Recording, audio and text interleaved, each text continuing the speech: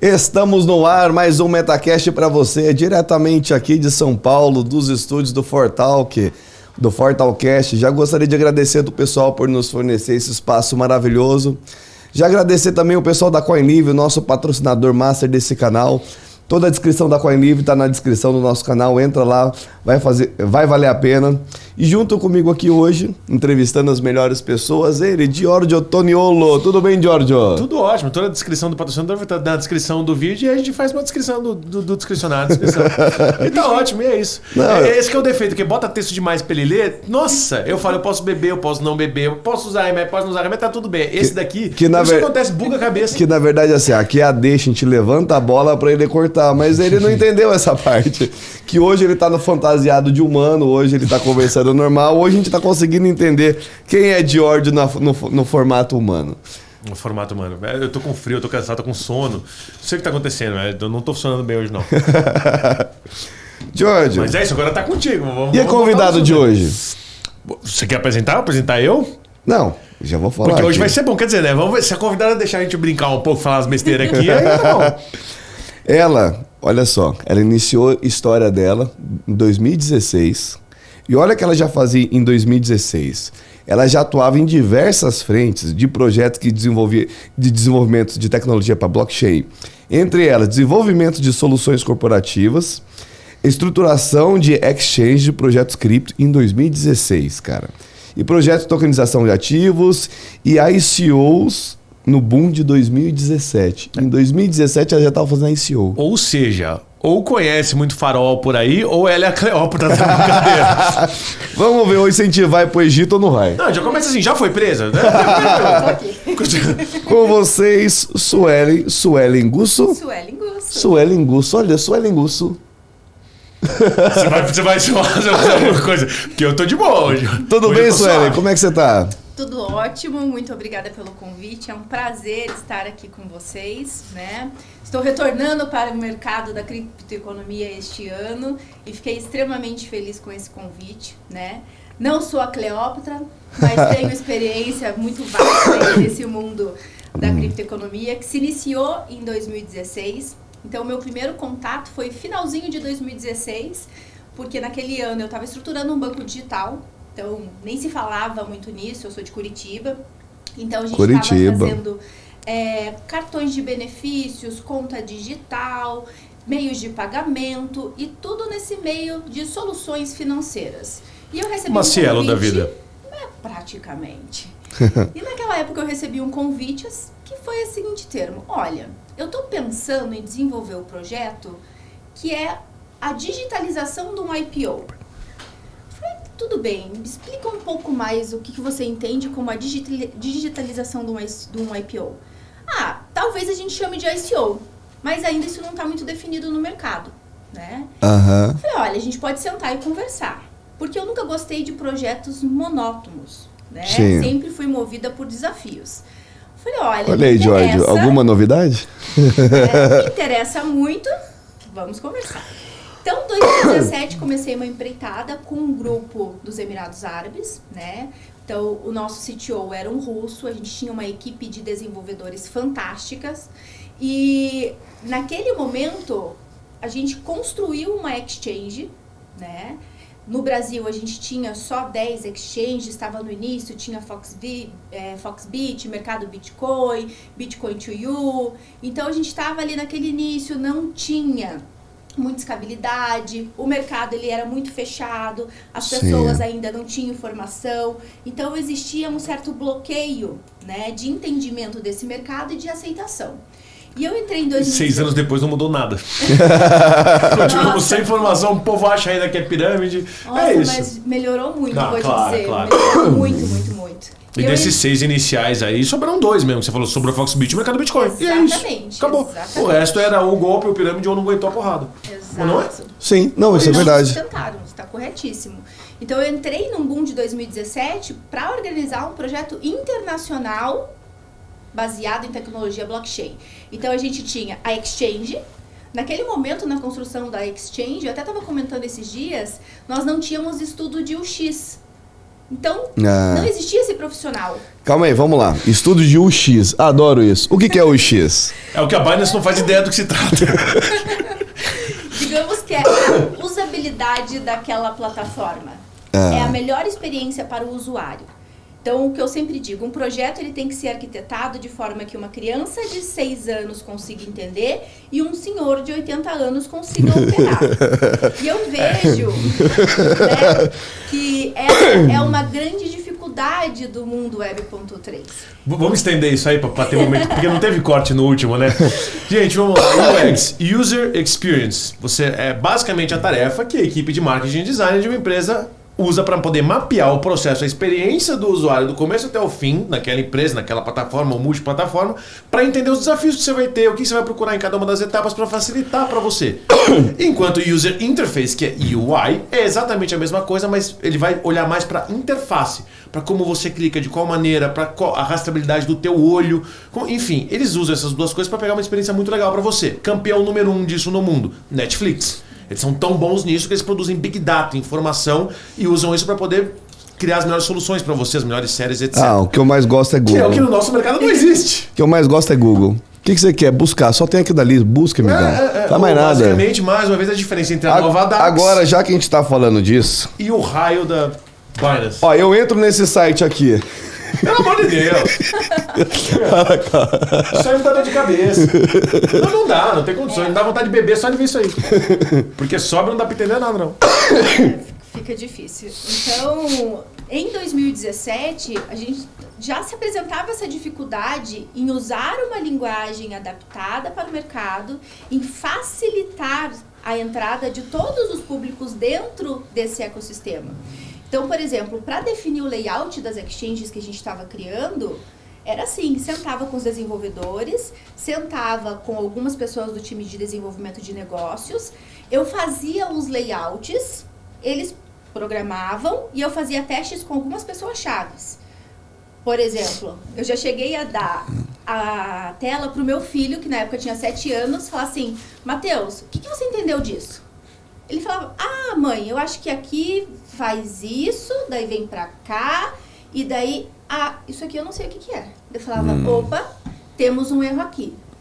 Acertamos até essa etapa, e daqui em diante a gente precisa reorganizar. Então, naquele momento, não se tinha expertise, não se tinha conteúdo, e era tudo muito assim, construindo, aprendendo, errando, consertando, tudo ao mesmo tempo. Se hoje continua praticamente dessa forma, imagina. O Focus Group, é que antes o Focus Group era outra coisa, né? Hoje em dia o Focus Group é usado justamente para poder, nesses casos, né, pelo amor de Deus, gente, para poder entender se realmente a usabilidade de algo está... É claro que o Focus Group é feito, né, não com a criança de 8 anos, porque não é o objetivo de uma plataforma como essa. Mas ele vai pegar o possível mercado consumidor e público-alvo e os arquétipos escolhidos para tal, coloca o pessoal lá, e aí, gente, vocês estão conseguindo mexer? Vocês entenderam o que isso aqui faz? Muitas vezes não fala nada. Eu vi um Focus Group que os caras não falavam nada. Eles falaram, e aí, gente, tudo bom? Então, testa esse aplicativo aqui, e eu dando a instrução, não falava nem o que o aplicativo fazia. A primeira pergunta é, o que o aplicativo faz? É a primeira pergunta. Eu vi o teste acontecendo. Eu falei, cara, que sensacional. Porque sempre você vê o pessoal dando um contexto e tal, e nesse teste que eu assisti não tinha nada. Não tinha nada. O que vocês acham que esse aplicativo faz? Assim, porque era algo inovador, realmente era disruptivo. Eles não sabiam nem como que eles iam levar para o público a informação. Olha, você gosta disso, você tem esse problema. Eles sabiam que eles queriam solucionar, mas não o como. Então, gente, o que isso faz? Isso é bom porque você muito extrai legal. A consciência mais pura, né? O que aquilo de fato está refletindo para o público. Porque uma coisa é você desenhar esse projeto e criar uma expectativa do que ele vai representar para o mercado. A outra coisa é você criar uma estratégia de comunicação, levar isso para o mercado e o mercado ter o entendimento que você está esperando. Eles estavam validando o Canvas inteiro nesse meu exemplo. Literalmente, eles não iam falar da proposta de valor antes de entender. E a segunda ou terceira pergunta, se não me engano, era: o que você acha que esse aplicativo vai resolver para você de problema? Que problema você acha que isso aí resolve na sua vida? Era a pergunta. Antes deles falarem a proposta de valor, eles estavam validando tudo. Não só a parte final, não só a usabilidade, todo o modelo de negócio deles. Com Focus Group. Muito legal. E isso funciona super bem. Assim, eu sou relações públicas de formação, né? Eu sou especialista em estratégia de negócios e modulagem de negócios em Web.3 e mundo corporativo. E apaixonada pela tecnologia. Então, eu sempre acabei tendenciando a minha carreira para projetos que envolviam tecnologia. Por quê? como eu tenho uma formação em comunicação, sempre tive uma facilidade em transitar entre todos os setores e todos os públicos. Sim. Então eu conseguia, dentro dos projetos, fazer uma reunião com os desenvolvedores, que era uma linguagem extremamente técnica, Sim. e fazer uma reunião com os investidores, que era uma linguagem extremamente comercial e de negócios, e conectar essas pontas. Então eu sempre me posicionei... Tudo na mesma língua? Não. Que delícia. Tudo na mesma linguagem? Não, também. Foi até uma discussão que ocorreu esse final de semana no evento que eu estava presente, com algumas pessoas que chegaram agora no mercado e falaram assim, olha, a gente está apaixonado, é muito legal, mas a gente está identificando uma certa dificuldade, porque tem que falar com o desenvolvedor, tem que falar com o investidor, tem que falar com a comunidade, e eles não entendem o que eu falo.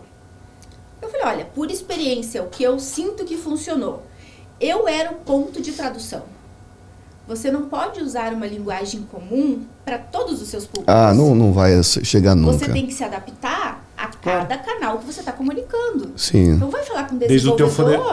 Desde o teu fornecedor até o teu segmento de mercado. Exatamente. É isso que faz funcionar. É. E o suprassumo disso é como embalar isso numa estratégia de comunicação que o seu público entenda. Porque de nada adianta você ter um projeto na Web.3 fantástico, Sim. super inovador, disruptivo, vou transformar o mundo, e você não constrói uma comunicação assertiva que consiga ser absorvida pelo mercado. Isso eu vejo muito. E pelo que eu vejo da maioria das pessoas desse meio, são gênios. E os gênios, quando o cara rompe aqui a bolha, ele sai pra cá, ele saiu muito pra cá. O lado de cá, ele é ruim em alguma coisa. Geralmente é da parte de comunicação.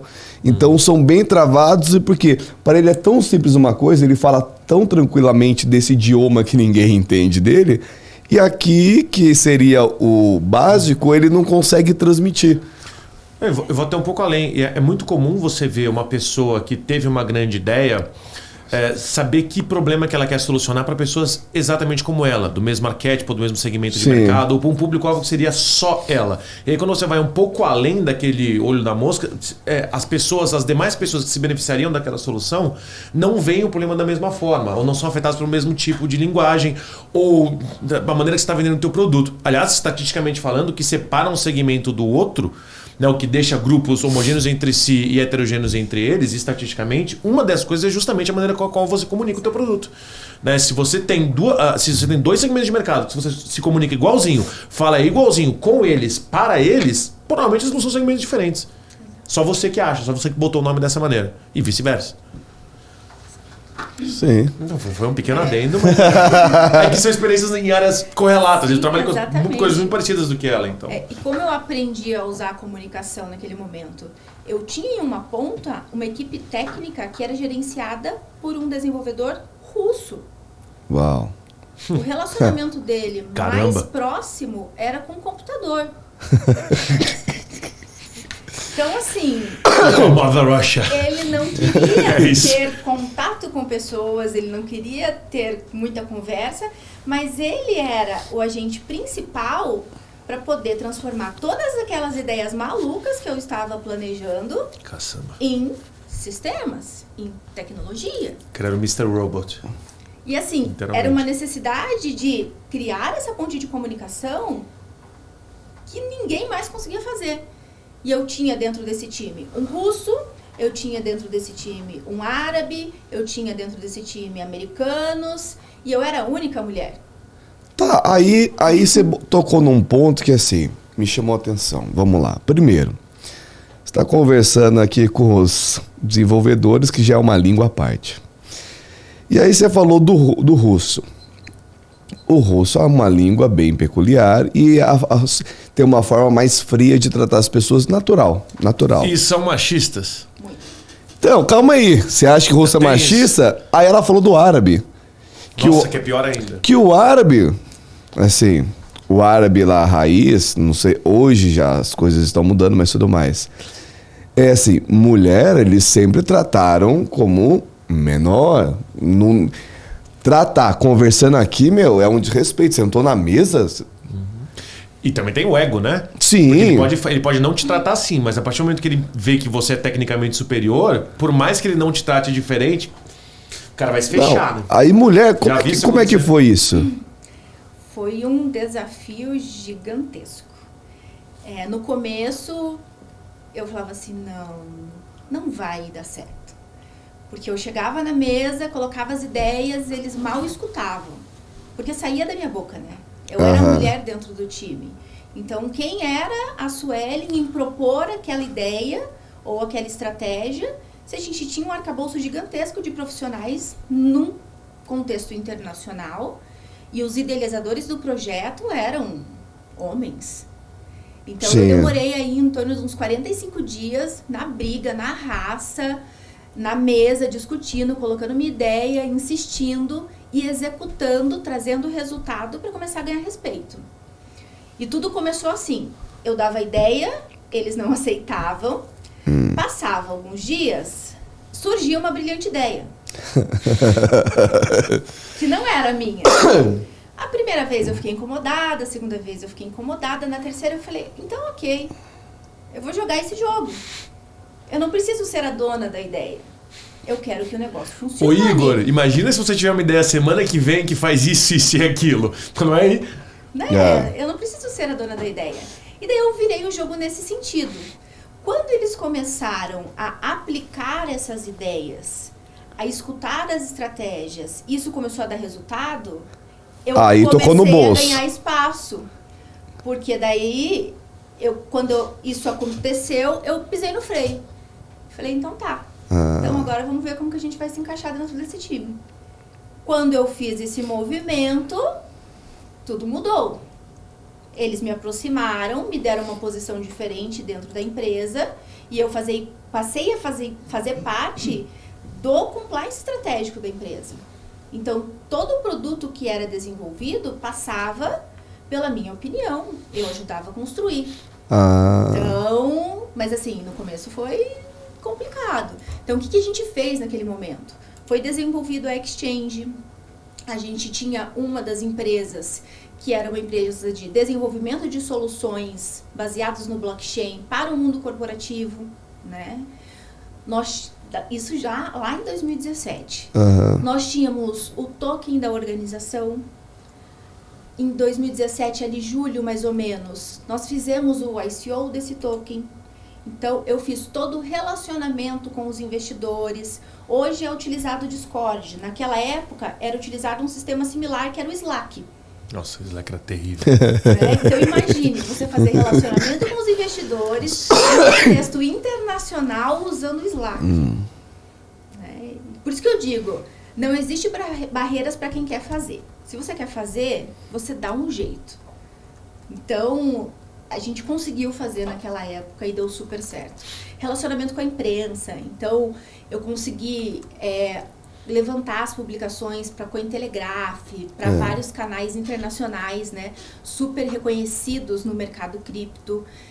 Naquele momento, eu consegui listar o nosso token na CoinMarketCap, que era muito difícil na época, porque você tinha várias etapas de compliance que você tinha que cumprir, você tinha que fazer um aporte.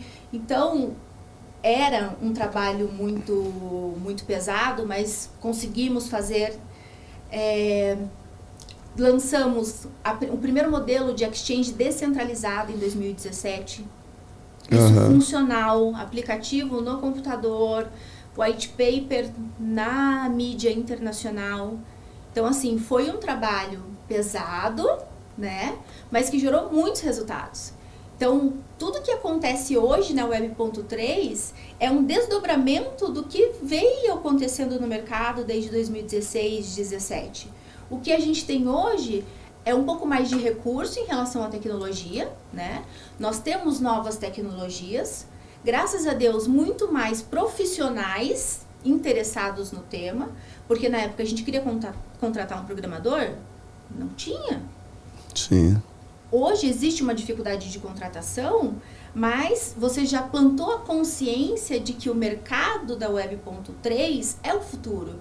Então, as pessoas já se movimentam para entender o que é, para poder se profissionalizar. Hoje acho que pós-pandemia deu um sinalzinho, acendeu uma luz para as pessoas de essa tal de criptomoeda, que é esse mercado, o pessoal começou a se ligar nisso daí.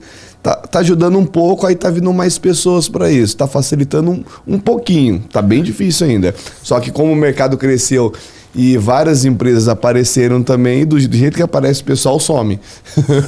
São abduzidos. Quer ver mais um exemplo troncho, mas que é totalmente verdade? Há 5 anos atrás estava naquela treta de taxista versus Uber.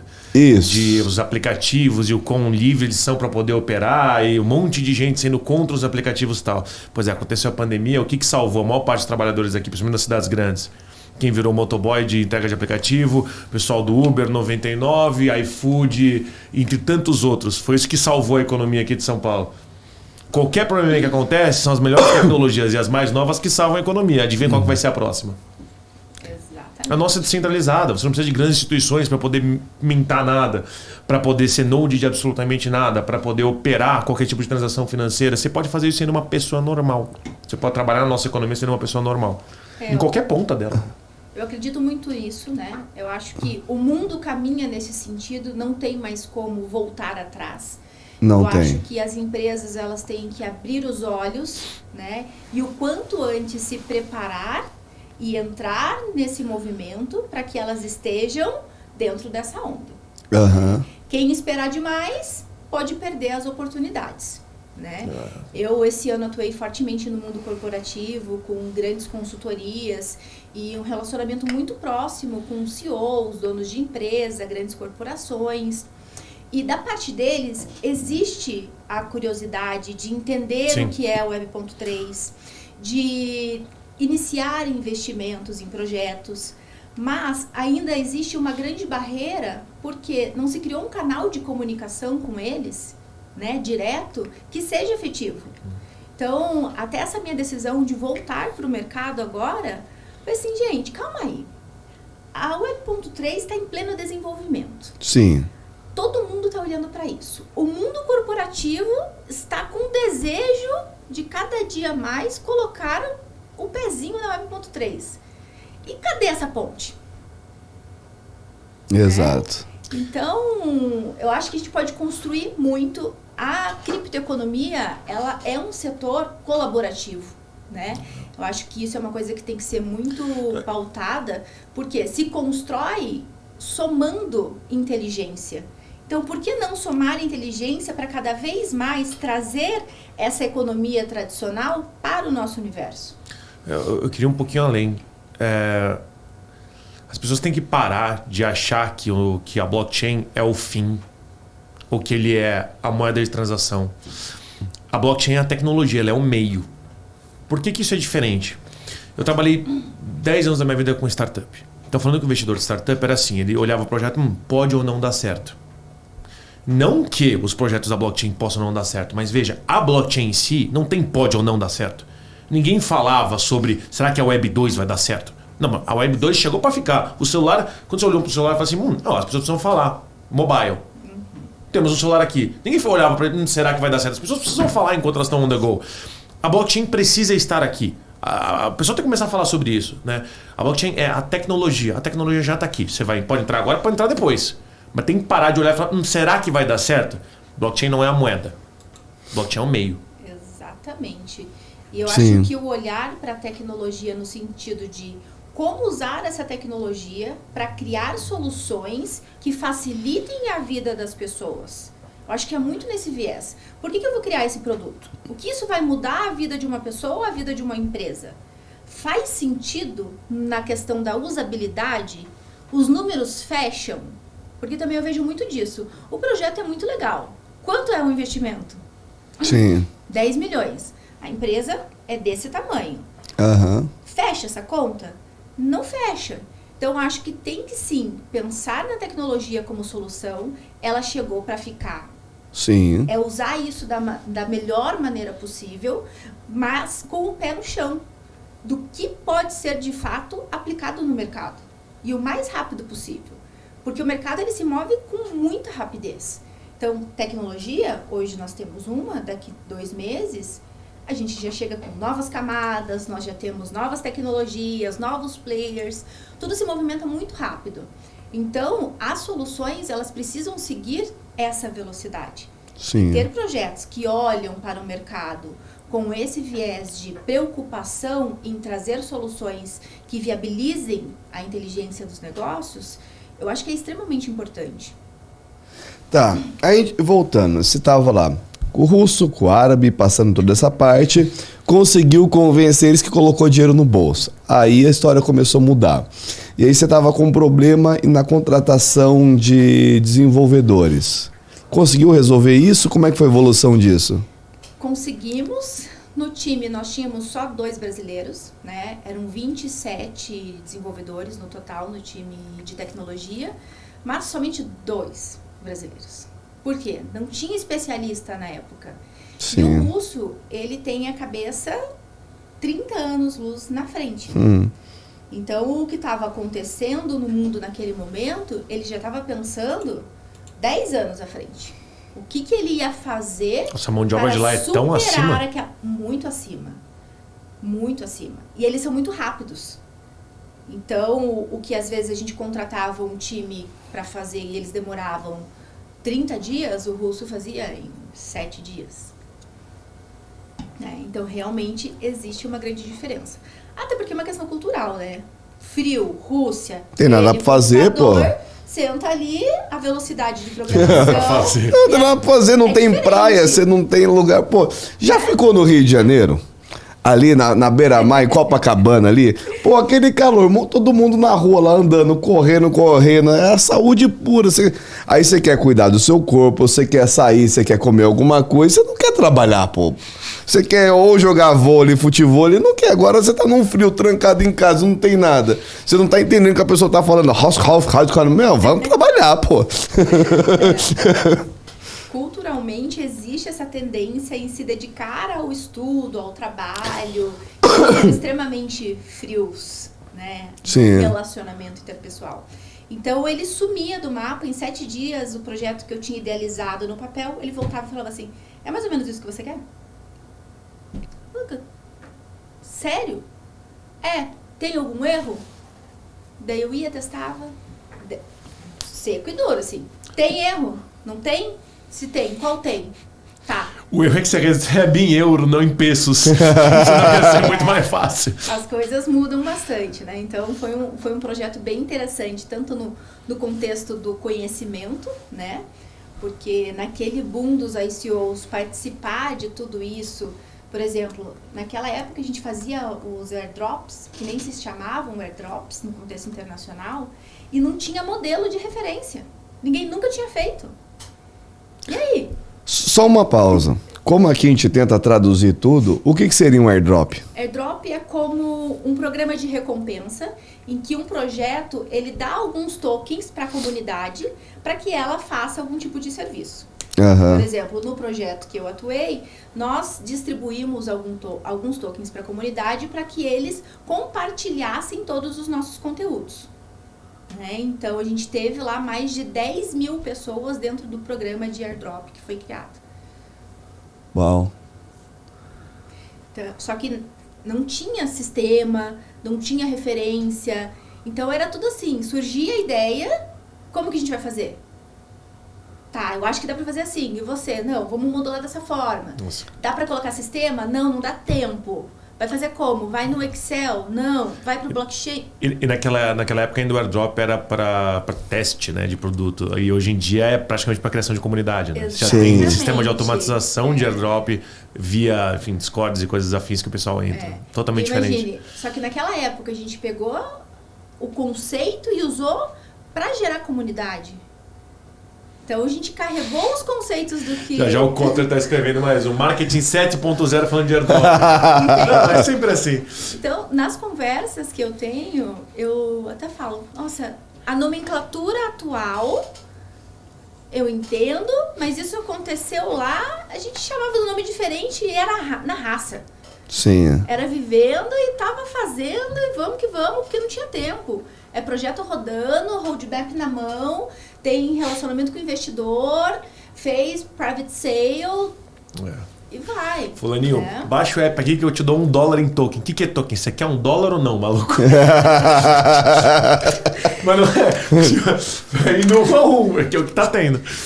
E o grupo naquele momento, né, ele tinha um projeto que era lançar uma exchange aqui no Brasil em 2018, né? Então, no final de 2017, eu me dediquei em fazer um estudo extremamente profundo do mercado brasileiro em relação à criptoeconomia, comportamento do consumidor, nível de entendimento, porque seria lançada uma exchange em 2018. Em 3 meses, estava com o estudo pronto, plano de negócios, toda a estrutura da exchange montada, ia ser lançada em fevereiro de 2018. Sim. Em dezembro, o grupo foi vendido para uma empresa europeia. Eita, nossa. E essa exchange de 2018 não foi lançada. Eu brinco que eu até agradeço, né? Porque eu ia ser a CEO e depois de 2018 deu um boom no Brasil de exchange que virou assim, ó, tem Augusto e tem exchange, né? Poucas permaneceram porque existe a necessidade de uma estrutura e de uma seriedade para que as coisas sejam perpétuas, mas não quero entrar nesses detalhes. Mas... quiser falar dos crimes aí, por exemplo, o Vitor agora tá assim com o nariz e tá com um pacotinho que parece que tá te chavando alguma coisa. Você percebeu já? Que desde que você começou a brincar com isso aí, parece que tá te chavando os rolês. É que eu não mexo com essas coisas, então não sei. Ele tá te chavando o Bitcoin. Isso daqui é um Bitcoin, pra você que não conhece. Isso que é o Bitcoin. Meu Deus. Aquele Bitcoin que você vê na internet que vale muito é isso daqui. E eu vou te vender agora. Seguinte, pessoal. Não, isso daqui é o que... Acabei comprando isso daqui. É uma moeda de... Simboliza um desenho do Bitcoin. Eu tô brincando, o cara que ela é bonita, você viu só? É o Bitcoin da sorte. É o Bitcoin da sorte. Ele tá com esse negócio desde o começo, tá louco pra falar disso aí. Não, eu queria fazer um pagamento de Bitcoin hoje pra alguém. Vai lá embaixo, compra uns guarda-chuva que tá chovendo pra caçamba hoje. Mas enfim, acabamos cortando aqui até a convidada porque tava dando pra ouvir o barulho do negócio aqui. Porque você ele tá me olhando aqui, cara, o que esse cara tá me olhando desse jeito? Eu vou achar que você tá te chamando alguma coisa. Você tá com um pacotinho aqui assim, mexendo, e o som tá pegando. Daqui a pouco tem comentário embaixo. Enfim. Pronto, tá normal já agora. E ainda tossindo. Tem noção? Olha Nariz só. assim tossindo. Mas enfim. E aí não deu certo. A exchange não lançou por conta de a empresa foi vendida e você foi fazer o quê? Então, eu resolvi tirar um ano sabático, né? 2018, dei uma pausa, fui estudar, fazer inglês. Um momento antes disso. Você falou que começou em 2016 em cima e mexer com isso. O Bitcoin estava com um preço mais agradável. Sim. Chegou a investir em alguma coisa? Investi. Oh, que beleza. Quando eu entrei no mercado de criptoeconomia, o Bitcoin estava R$ 3.200. Nós falávamos assim, nossa, que caro, né? Porque não se tinha consciência de onde poderia se chegar. Né? Eu falava, nossa, muito caro. E eu demorei um pouco para adquirir o Bitcoin. Quando eu comprei meu primeiro Bitcoin, ele estava R$ 11.700. Lembro que eu falei assim, tomei coragem, é agora, vou comprar. Comprei. Passou 3 dias, caiu para 9.000. Eu falei, não acredito, eu sabia que eu não tinha que ter feito isso. E depois dessa experiência, eu aprendi que não é uma coisa que você tem que investir achando que daqui 1-2 dias você estará milionário. Não é dessa forma que funciona. Não é um investimento imediatista, né? E muitas pessoas acabam entrando no mercado pela curiosidade, né? E sendo conduzidas por... Ou por oportunismo. Por oportunismo e alguns influenciadores que diziam assim, olha, eu estou aqui nesse país porque eu invisto em Bitcoin, eu tenho esse carro porque eu invisto em Bitcoin. E essa sempre foi uma briga muito grande minha, porque eu acho assim, a tecnologia está aí, ela é fantástica.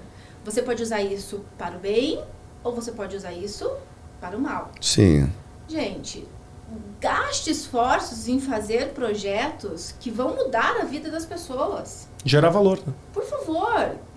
Eu até especulação não gera valor para ninguém. Por que você construir algo em cima da desgraça do outro, né?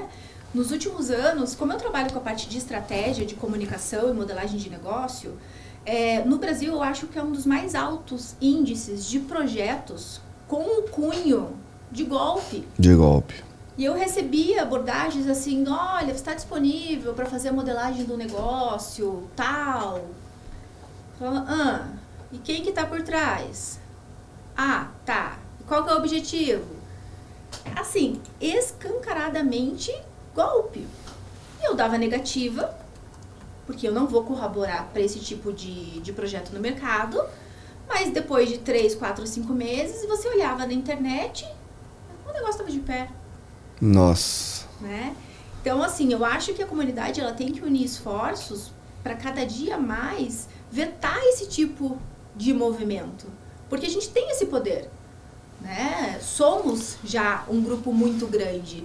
E eu acho que o melhor canal para isso é a informação. Desde 2016, eu sou a pessoa que levanta a bandeira de que você consegue mudar a percepção do mercado através da informação. Né? Tem que sim carregar de conteúdo primário o que é o Bitcoin, sim, o que é uma blockchain, trazer as pessoas para discussão, aproximá-las da experiência do que é a criptoeconomia, do que é o Web.3. Então, acho que isso funciona muito bem. Funciona em outros mercados e tem funcionado dentro da Web.3. E a gente não pode deixar isso de lado, né? Sim. E aí, deixa eu fazer uma outra pergunta para você. Você investiu, tudo bem, teve todas as suas coisas, teve alguma surpresa nesse caminho ou não? Chegou a cair algum golpe ou não? Eu nunca caí em um golpe, tá, específico, porque eu sou extremamente criteriosa em analisar projetos. Então, eu até brinco, tenho alguns amigos que mandam mensagem, olha, Suelen, já viu esse projeto? Então, eu vou desmiuçar os detalhes, tanto técnicos quanto financeiros, as entrelinhas de quem está por trás da estruturação, e a gente consegue puxar algumas linhas, né, que dão indícios disso ser uma coisa séria ou não. A gente consegue ter essa percepção que às vezes o público, né, o mercado não consegue visualizar.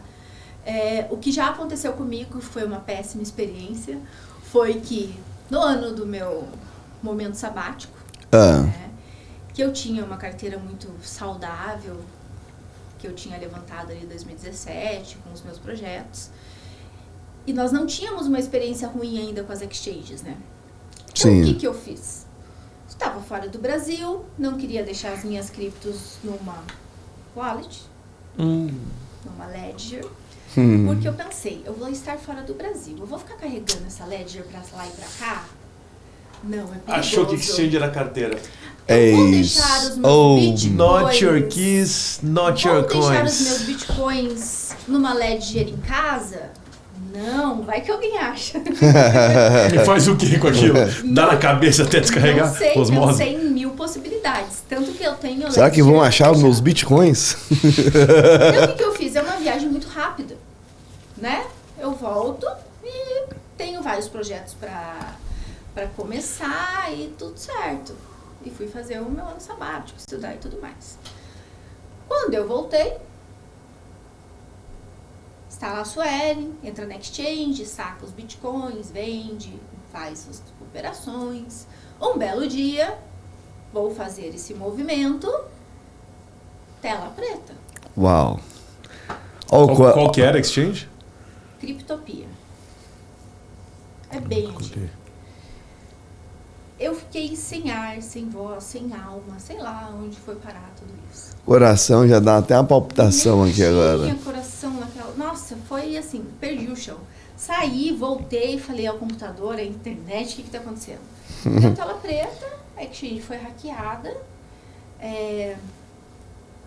todo aquele problema, explicação, imprensa, blá, blá, blá, né?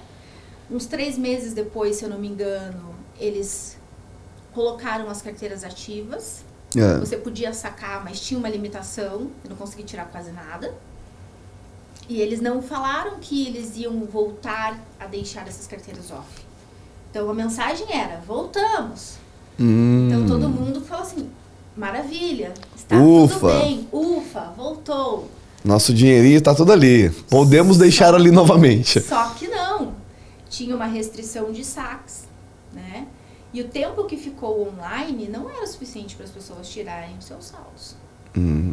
Então eu tive uma péssima experiência, né? Por achar que não aconteceria nada, falta de experiência naquele momento. Exchange não é carteira. Por naquele momento não ter essa percepção de que de fato exchange não é carteira. E eu falo, gente, exchange não é carteira. Não façam isso, porque vai dar errado. Cedo ou tarde. A facilidade custa caro. Custa gente. muito caro. Pode custar tudo que você tem. Então, assim, não faça. Se você não sabe lidar com uma ledger, peça ajuda, faz uma aulinha, assista um vídeo no YouTube. Tudo é mais seguro do que deixar. Ou baixa uma wallet que não tenha custódia de chave. Que a custódia seja sua, no caso. Sim. Também tem, você não precisa ter. Sabe? Mas, assim, não deixe na exchange. Não deixe. Porque não é legal. Né? Aí, de preferência, não deixe também uma que tenha rede própria, né? Que também tem esse problema. Às vezes você pode ter a sua chave, mas a rede não é tua, danou-se do mesmo jeito. Se a rede é do provedor. Se o provedor da rede é a própria empresa, também você pode estar ferrado. Exato. Que é a nossa crítica em relação à CBDC, não é mesmo? Sim. Essa moeda maravilhosa que o governo está criando. Só que é deles. A rede é deles. A chave é dele. O seu dinheiro não é seu. A rede é minha, o jogo é meu, a bola é minha. Você pode entrar na partida, mas quem domina sou eu. Pois é, gente. É bem por aí. Se tem um lugar que você não deveria deixar o seu dinheiro nunca é com o governo brasileiro. Veja o nosso histórico, muito recente. E aí, pós isso, como é que foi? Após isso, eu dei um time, né, dos projetos. Você chegou a procurar alguma ponte na época? Olha. Um sabático, né? Na Golden Gate, fala que coisa, que a altura é boa o suficiente. Nossa, eu perdi todos os... Um tempo depois o cenário piorou, porque eu ainda tinha alguns restícios de saldos. 15 dias depois de descobrir que a Criptopia tinha sido hackeada, eu coloquei esse meu saldo numa carteira de uma outra exchange, que estava começando a ter ênfase no mercado, que eu prefiro não citar o nome, porque é bem conhecida hoje. E hackearam a minha conta nessa outra exchange. É de uma sorte. É do exchange, pô. Entendeu? É que eu precisava transitar. Full once, né? Como é que é?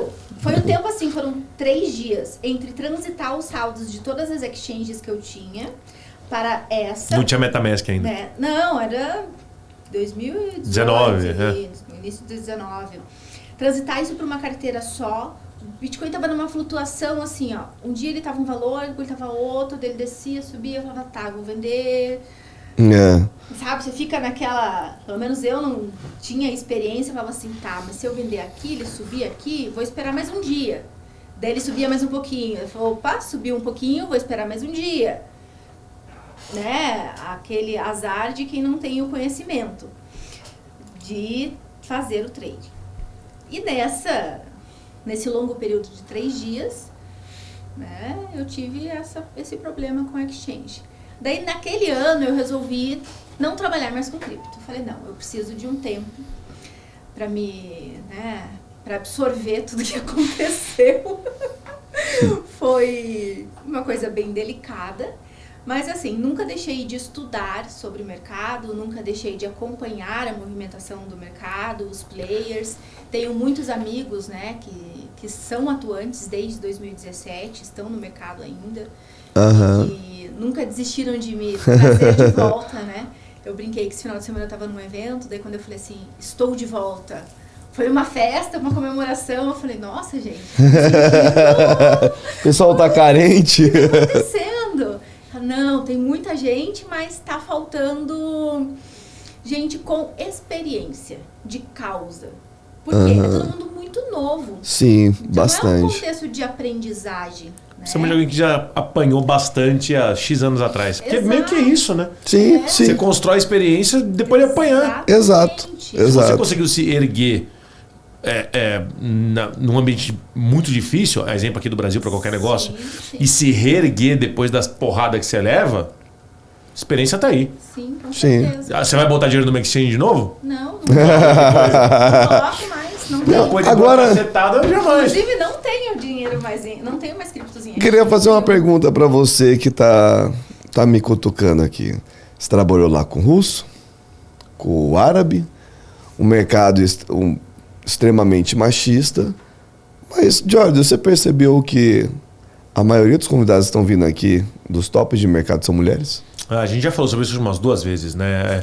É impressionante. Infelizmente, a representatividade não está boa. O percentual de mulheres desse mercado não está bom, você vê pelos eventos. Mas, em compensação, as mulheres que estão nesse mercado estão... Nossa, impressionante. A gente teve já mais entrevistadas mulheres do que homens aqui. Sim, a maioria que vem aqui é mulher, que estão na liderança de alguma coisa. Como é que tá mulher no mercado cripto? Olha, eu vou te dizer que eu tenho orgulho de ser mulher e estar atuando no mundo cripto. Elas são organizadas, elas estão à frente de muitos projetos, elas inovam e elas não têm medo de fazer acontecer. Tá? Eu faço parte de um grupo chamado Cripto Mulheres Brasil. Lá nós temos mais ou menos 200 mulheres que são líderes de projetos. As meninas que estão todas no grupo. Né? Todas. Líderes de projetos ou estão em posições de liderança dentro de empresas, estão envolvidas em desenvolvimento, parte de influenciadoras tecnologia, também. Muitas influenciadoras que tratam diariamente sobre assuntos do mundo cripto, né? Que trocam experiência, que indicam eventos, que se apoiam, que montam mesa de discussão. Então, elas realmente criaram uma conduta de construir um caminho colaborativo. Né? E eu vejo que isso é um grande diferencial, porque quando eu olho para os homens, contra, eu acho que isso não é tão forte hoje. E elas estão ganhando muito espaço em fazer esse tipo de movimento. Né? Estão se unindo. Estão se unindo, vão dominar o mundo. Gente, sendo o mais pragmático possível, vão ter mais mulheres no mercado conforme o mercado entender que precisa de mais mulheres. O mercado, a informação já está lá. A gente já tem mulheres sensacionais no mercado. Então, o próximo passo agora é as empresas começarem a correr atrás de mulheres para assumir as posições onde elas têm total domínio. Muito mais do que a gente. Você falou só a parte de organização. Vocês dão um pau na gente, mas o ponto é, quando o mercado começar a aparecer bem isso, começam a aparecer mais vagas que não pode, né? Vaga para mulher não pode. Dá um puta processo isso, vaga para homem também não pode. Mas na parte que a gente sabe, se entrevistar 100 pessoas para uma posição e você começa a ver que dentro daquela posição as mulheres estão dominando mais, provavelmente você vai contratar uma mulher. É isso que está faltando, é só esse pulo.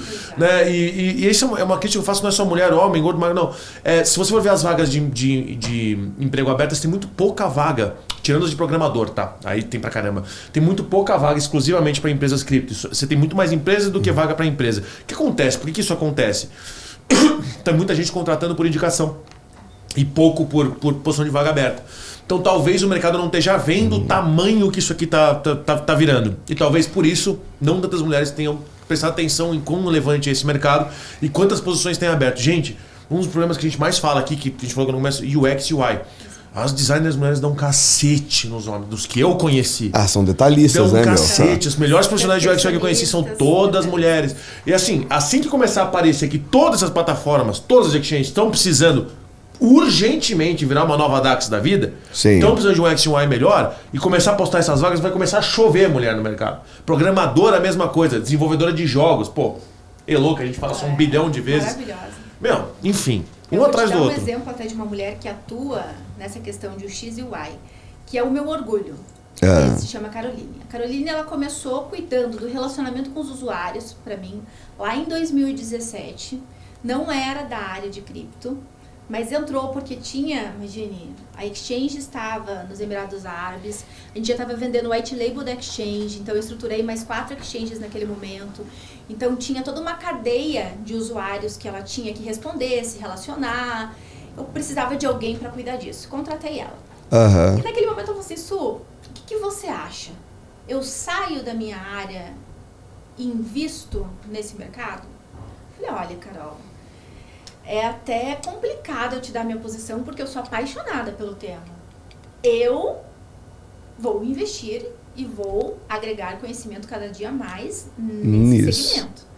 Daí ela falou, eu vou seguir isso porque eu também tô apaixonada. Olha só. Hoje, a Carol, ela é CTO de uma grande empresa e coordena outros grandes projetos a nível nacional e internacional. Uau! E uma das empresas dela é especializada em UX e UI. É mesmo? Ela tá nadando de braçada, então, sozinha nisso daí. Exatamente. Tá, e agora deixa eu perguntar uma coisa pra você. A gente estava falando aqui, outro dia, conversando com um cara especialista em lançamentos de projetos e tudo mais. Você fez alguns projetos, você, desde o início, pegou no braço, suou, sabe como é que faz. Hoje você analisa projetos? Sim, hoje eu analiso projetos, tanto na estrutura da arquitetura da comunicação, quanto do conceito estratégico, né? Porque uma coisa é você ter um modelo do seu produto, outra coisa é você conseguir estruturar aquilo num contexto que faça sentido para o público que você quer trazer para poder adquirir essa tua ideia ou esse seu produto. E é um mercado que gera muita oportunidade porque é um desafio para a empresa, né? E muitas das vezes para o time de desenvolvedores que tem uma ideia de um produto relacionado à tecnologia, em transformar isso em algo palpável para o mercado, né? Em ter ferramentas e possibilidades de como gerir uma comunidade, de como se comunicar com essa comunidade, ou muitas das vezes como criar canais de relacionamento com a imprensa, né? E até mesmo com outros projetos, porque, por exemplo, eu identifiquei essas últimas semanas excelentes projetos que ninguém sabe que existe. Isso. E por que ninguém sabe que existe? Porque eles são bons em desenvolver a tecnologia, eles não são bons em relacionamento, eles não são bons em estratégia de negócios. Então, a minha ideia é criar essa ponte a partir de agora. Pegar esses projetos que são inovadores, disruptivos no quesito da tecnologia, que fazem sentido, que têm proposta de valor, e atuar no relacionamento e na modelagem estratégica para que eles alcancem os públicos específicos e para que a comunidade da criptoeconomia passe a viver em comunhão com o crescimento da Web.3 no conceito nacional. Uau! Deixa eu perguntar uma outra coisa paralelo a isso. A gente está num momento que todo mundo começou a olhar bem para esse mercado. Muitas empresas, isso, aquilo. O que você imagina do futuro dessa área? Olha, o que eu imagino? As empresas, elas já estão olhando, né, com atenção para o mundo de Web.3. Eu acho que já se passou do nível de curiosidade. Elas sabem que elas precisam se inserir nessa tendência, mas ainda existe uma dúvida de como fazer isso. Eu acho que é uma missão das empresas que estão posicionadas hoje na parte de desenvolvimento, estruturação de produtos e soluções na Web.3, em criar um canal com o mundo tradicional para que eles acompanhem, apoiem e invistam nessa revolução. O meu medo é virar aquela coisa da adaptação pelo hype, sabe? Então, assim, antes você tinha os cinemas com filmes maravilhosos, com uma qualidade maravilhosa, aí inventaram aquele óculos 3D. Toda sala precisava ter óculos 3D, que não serve pra P nenhuma. Aquilo era modinha. Sim. Né? Se as empresas olharem para o que a gente faz como modinha, vai vir esses metaversos, que nem tá vindo agora. Vai vir um monte de porcaria por aí, que não é nem tentativa, não tô falando de golpe, tá? Tentativa de ganhar dinheiro. Tô falando só de essas pseudo-adaptações. Vamos entrar nesse mercado, linguagem neutra. Puta, eu vou ser processado de novo hoje. Enfim, mas assim, é coisa que o pessoal está se adaptando só para se adaptar, porque acha que a galera vai gostar. Isso tem que estar no core do negócio.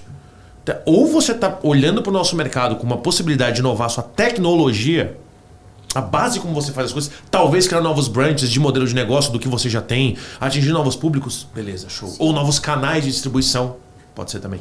Isso é uma coisa. Agora, adaptar porque é modinha, puta, aí eu tenho preconceito. Eu já tive uma proposta de fazer um projeto para uma empresa que queria se adaptar a este mercado e criar. Agora era algo como se fosse um fan token que não fazia sentido nenhum. Que não fazer tinha, por fazer. Não tinha, fazer por fazer, não tinha utilidade de fato, sabe? E eu olhei e falei, não vou me envolver.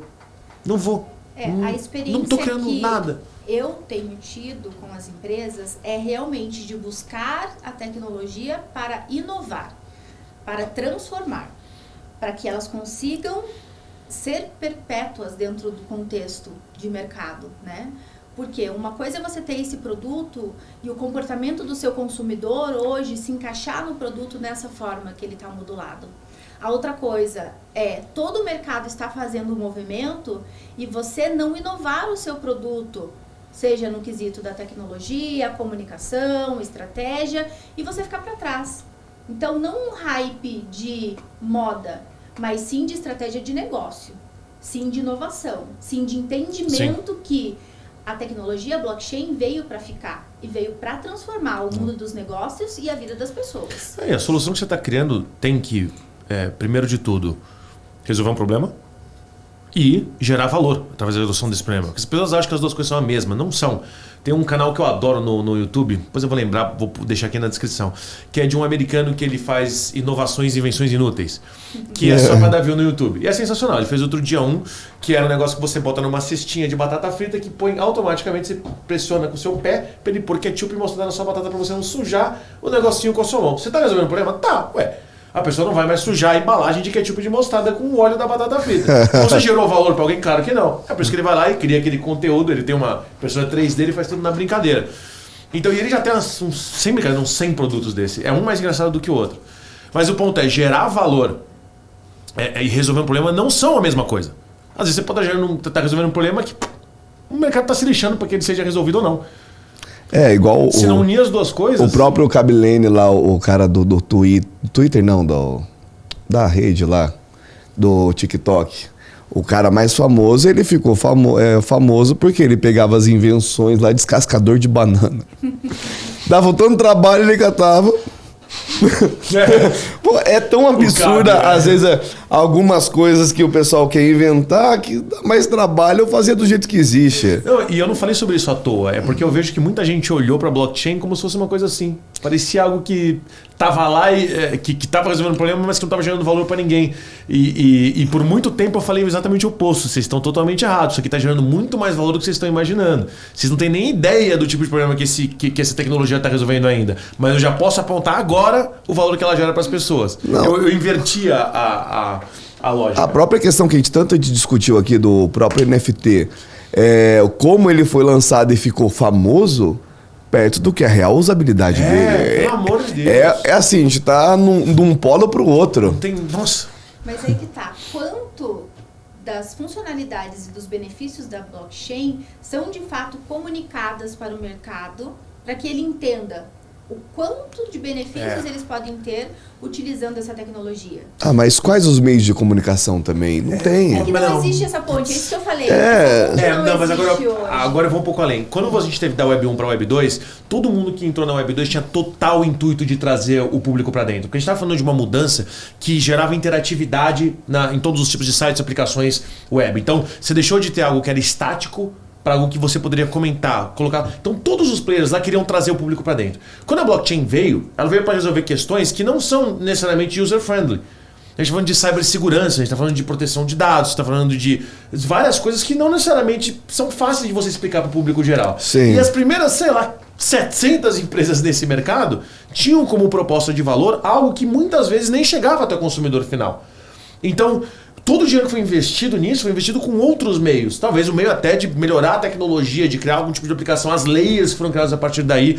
Então tudo que foi gasto até então, por anos aí, e até muito pouco tempo atrás, foi feito para criar uma base sólida para que a gente quer fazer a partir de hoje seja possível.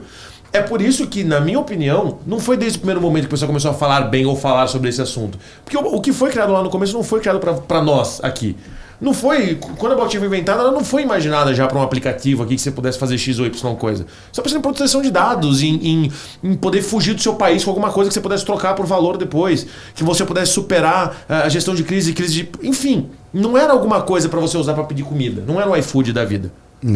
É uma total diferença. Mas a questão é pensar pontual agora. Quais são os benefícios dessa tecnologia? Como a gente pode comunicar isso no nosso momento atual, pensando em todas as aplicações possíveis para que se torne público essas usabilidades? Sim. Porque às vezes você não chega ao consumidor final lá, à massa, Perfeito. Ao público que só tem um entendimento, ou às vezes nem tem, daquele conteúdo primário, que entende às vezes o que é o Bitcoin. Mas e o mundo corporativo, e os empresários, e os investidores? Mas aí eu concordo contigo. Eu acho que agora está começando a transição. Agora que os bancos estão entrando, ou os pseudobancos da vida, os mercados pagos da vida, agora essa galera tem interesse.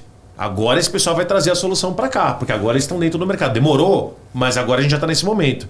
Né? Seja numa CoinLive trazendo opção de investimento, seja num iFood da vida que faça via cripto com desconto. Agora, ou cashback na compra de apartamento, que o brasileiro adora comprar tijolo. Enfim, então agora as coisas que a gente faz normalmente no nosso dia a dia estão começando a trazer coisas dentro do mundo cripto. Agora vai ficar mais fácil. Agora a Vitacom está fazendo propaganda para vender apartamento com cashback token, porque aquilo dá um diferencial referenciando os demais concorrentes que ela tem dentro do mesmo mercado. Então assim, agora começou a fazer sentido, agora todo mundo vai falar. E eu vejo que o próprio boom das NFTs, ele trouxe visibilidade. Sim, isso ajudou. Isso ajudou. Eu acho que isso foi o macaquinho lá do Neymar ajudou bastante. Porque as pessoas tinham uma grande distância entre esse universo. Sabia que existia, não tenho conhecimento, sei às vezes que o Bitcoin é tal coisa, o blockchain é tal coisa, mas não gerava o interesse, a curiosidade, as pessoas não iam procurar entender. E faltou PR. Muito. Ninguém ali programou como é que a mensagem ia ser distribuída. Porque o que ficou visto lá era, é coisa de milionário ou é com isso que o meu sobrinho de 13 anos está ficando milionário do dia para noite? Ninguém preparou a mensagem. Não, e assim, né? e as pessoas que iam buscar informação, vamos lá, o Neymar comprou esse negócio, eu vou entrar, o que é isso? Aí tinha alguns vídeos, eu tô pagando o cara no negócio, que é uma imagem pixelada, desenho feio pra caramba. Eu pago o cara nesse desenho. Mas esse desenho ninguém vai ter acesso? Não, tá na internet. Por que eu não tiro o print, não imprimo, não coloco na parede? Não faz sentido nenhum. Não, mas você é o dono do negócio. Foda-se! Eu tenho imagem aqui, sou idiota pra pagar num negócio desse. Não, mas eu dou acesso à festa. Caguei pra festa, entendeu? Que ficou muito atrelada a isso, deu uma baita visibilidade, foi bom que começaram a se falar, mas falar NFT é coisa pra retardado. Mas aquele negócio, falem bem, falem mal, falem de mim, foi bom pra esse mercado? Foi bom pra difundir? Talvez. Foi bom. Olha o tempo que a gente tá demorando agora pra poder reaver a imagem que foi estragada antes. Olha o tempo. Quanto tempo para as exchanges voltarem a liquidez que elas tinham, ao cap que eles tinham depois do que aconteceu com o FTX agora? Para cada exemplo ruim, quanto tempo até a gente voltar tudo? Essa é a minha crítica. Aliás, tem vídeo sobre isso hoje no canal. É muita gente preocupada em construir a solução e poucos preocupados em construir a base de informação, de educar as pessoas, de construir uma comunidade que entenda o que está sendo produzido, o que está sendo construído. Porque tem que ter sinergia entre essas pontes. Se você evolui o seu produto para cá e a sua comunidade está aqui, o ponto entre a conexão deles vai ser gigantesca. Então, até você conseguir encaixar esse teu produto no mercado, vai demorar. Ou você vai ficar estagnado até a comunidade ter o entendimento de que aquele produto vai ser útil para alguma coisa, ou você vai desistir desse projeto, ou você vai ter que parar e falar, opa, preciso adaptar. Volto 3 casas, porque o mercado está nessa posição, preciso adequar alguma coisa. Né? Então, hoje a gente vê muito de conteúdo primário, mas quem são as pessoas no mercado brasileiro que se aprofundam no conteúdo? Você vai falar de blockchain. Esses dias eu tive uma conversa fantástica aqui com uma pessoa que veio até no podcast falando de blockchain privada. E antes a gente estava falando de blockchain pública. E daí a gente sentou, acho que até o Fábio aqui da CoinLive estava junto, a gente ficou umas 3 horas conversando entre um mundo de possibilidades, entre as facetas de utilizar uma blockchain pública e ter uma versão de blockchain privada dentro de projetos, como isso pode ser construído ou não. Então, acho que falta um pouco dessa troca de ideias juntos e de transmitir isso para o público, sair desse beabazinho, sabe? Sim. Por sinal, gente, esse gênio é o Gui Steinkopf, né? Que é o nosso programa 002. Assistam, tá muito bom e o cara realmente é muito foda. Não, o Gui é sensacional, não tem nem o que falar, tá passeando agora, tá pra Miami, só brincando da vida, que o cara, quando o cara é muito bom, ele só recebe em Bitcoin, o cara já só vive pelo mundo. É o programador que ganhou mais dinheiro que eu já vi na minha vida, velho. O salário dele era uma coisa absurda. Ficaram amigos, os milionários ficaram amigos. Ele chamou o Gui outro dia pra poder andar de kart com o Whindersson Nunes. Foi tudo. Os fins de semana deles são umas coisas incríveis. É que eu não posso participar disso porque eu não tenho meu próprio kart, meu próprio helicóptero. Não cheguei nesse patamar ainda. Mas tá construindo. Fica firme. Tô lá no couro do assento ainda. Eu tô há alguns anos ainda do motor, mas tudo bem. Mas enfim, nosso tempo aqui é curto, apesar das dúvidas serem gigantes e quase que infinitas aqui. Giorgio, você tem alguma pergunta final para a Suelen? Tenho. Vamos lá. Próximos desafios de RPs, comunicação, marketing e comunidades dentro do nosso mercado.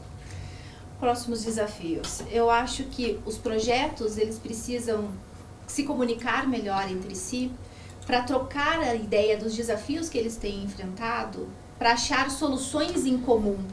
Porque, às vezes, o projeto A e o projeto B estão enfrentando o mesmo desafio com a comunidade.